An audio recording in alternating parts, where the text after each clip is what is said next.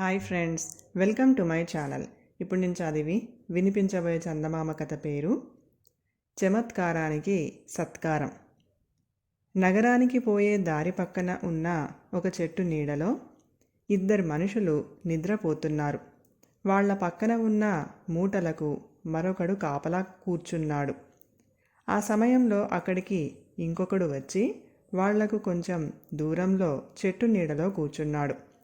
ఈ కొత్తగా వచ్చిన వాడి దుస్తుల తీరు చూస్తే ధనికుడిలాగా ఉన్నాడు. అతను కాపలా కూర్చున్న వాడికేసి నిద్రపోతున్న వాళ్లకేసి చూశాడు. వాళ్ళు చాలా బీదవాళ్లని అతడికి తోచింది. ఎవరు మీరు అని అడిగాడు ధనికుడు. కాపలా కూర్చున్నవాడు నిద్రపోతున్న వాళ్లల్లో ఒకణ్ణి చూపుతూ, అతను తిండి యాచించలేనివాడు అని రెండవ వాణ్ణి చూపి, ఆయన కావాలంటే పొందలేని వాటి లోటు వల్ల బ్రతుకు తెరువు తెలియనివాడు.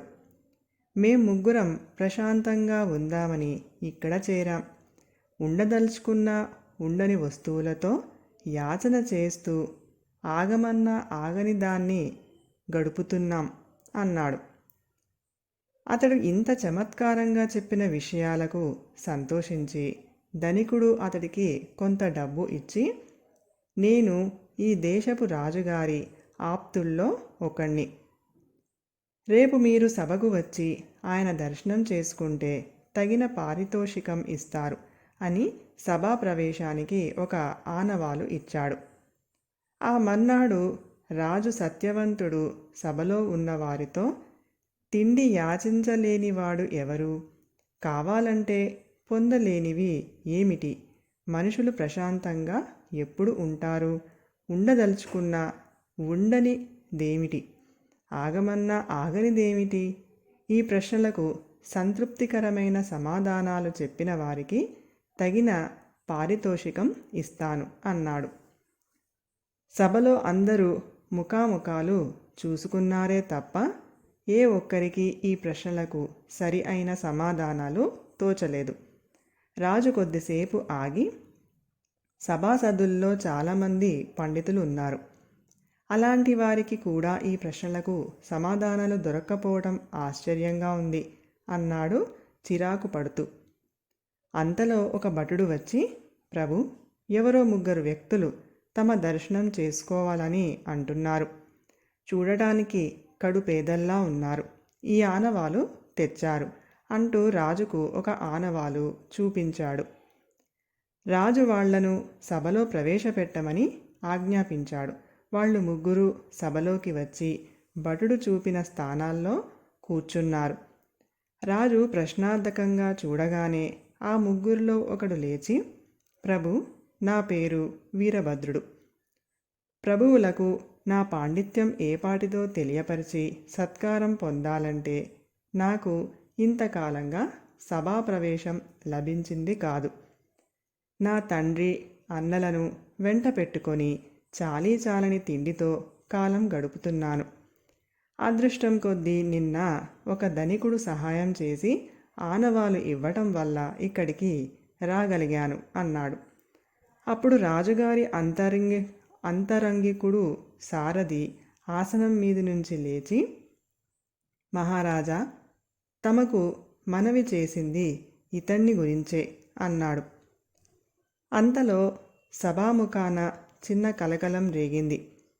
ఒక వృద్ధుడు రాజును సమీపించి, మహారాజా, ఇంతకు ముందు మీరు అడిగిన ప్రశ్నలకు నా మనవరాలు సమాధానం చెప్పగలదు.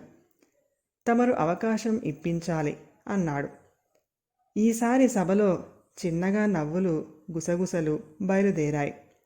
వృద్ధుడు కోపంగా సభాసదులకేసి చూసి రాజుతో, మహారాజా, మన ఆస్థాన పండితులు తమ గొప్పతనానికి ఎక్కడ హాని కలుగుతుందో అని ప్రతిభావంతులైన కొత్తవారికి తమ దర్శనం కలగకుండా అడ్డుకుంటున్నారు. ఆ కారణం వల్లనే ఎంతో విద్వాంసురాలైన నా మనవరాలికి ఈనాటి వరకు తమ దర్శన భాగ్యం కలగలేదు అన్నాడు. రాజు ఒక భటుణ్ణి పంపి వృద్ధుడి మనవరాలిని సభకు పిలిపించాడు. ఆమె పేరు కాత్యాయిని. ఆమె ముఖవర్చస్సు హుందాతనం చూసి సభికులంతా అచ్చరువు చెందారు. రాజు కాత్యాయనికి తాను లోగడ సభను ఉద్దేశించి అడిగిన ప్రశ్నలు వినిపించాడు. ఆమె వెంటనే తడుముకోకుండా, మహారాజా, తిండి యాచించలేనివాడు మూగవాడు. ఈ విషయం కొంచెం తర్కించుకుంటే ఎవరికైనా బోధపడుతుంది. కావాలంటే పొందలేనివి తెలివితేటలు. అవి చాలా వరకు పుట్టుకతో అబ్బేవి. ప్రతి మనిషి ప్రశాంతంగా ఉండగలిగేది ఒక్క నిద్రా సమయంలో మాత్రమే.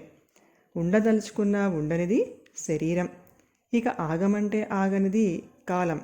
ఈ వాస్తవాలను వీరభద్రుడు చమత్కారంగా తాను మూగవాడైన తండ్రి, తెలివితేటలు లేని అన్నతో యాచన చేస్తూ బ్రతుకు భారంతో కుంగిపోతున్నానని చెప్పాడు అన్నది.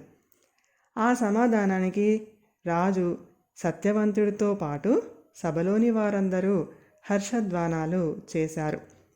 రాజు వీరభద్రుణ్ణి, కాత్యాయనిని ఎంతగానో ప్రశంసించి వారిని ఘనంగా సత్కరించాడు. కథ సమాప్తం. ఈ కథ కనుక మీకు నచ్చినట్లయితే ప్లీజ్ లైక్ చేయండి, షేర్ చేయండి. మరిన్ని మంచి మంచి కథల కోసం మా ఛానల్ని సబ్స్క్రైబ్ చేసుకోండి. Thank you.